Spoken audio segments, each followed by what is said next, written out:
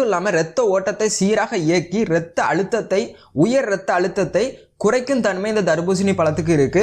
BP பிரச்சனையினால அவதிப்படுறவங்களும் தாராளமாக இந்த தர்பூசணி சாப்பிட்டு வரலாம்.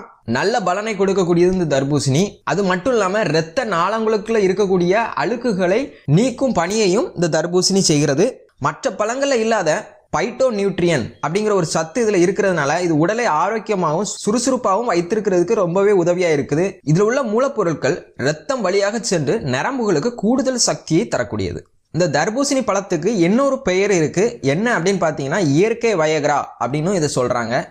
ஏன் இதை இயற்கை வயக்ரா அப்படின்னு சொல்றாங்க அப்படின்னு பாத்தீங்கன்னா பவர் ஹவுஸ் அப்படின்னு சொல்ற சிட்ருலின் அப்படிங்கிற ஒரு அரிய வகை புரதச்சத்து தர்பூசணில அதிக அளவுல இருக்கிறது தான் இதுக்கு காரணம். இது என்ன பண்ணுது, இந்த சிட்ருலின் என்ன பண்ணுது அப்படின்னு பாத்தீங்கன்னா இது இரத்த நாளங்களை விரிவடைய செய்யறதோடு மட்டும் இல்லாம இரத்த ஓட்டத்தை அதிகரிக்கவும் செய்யுது.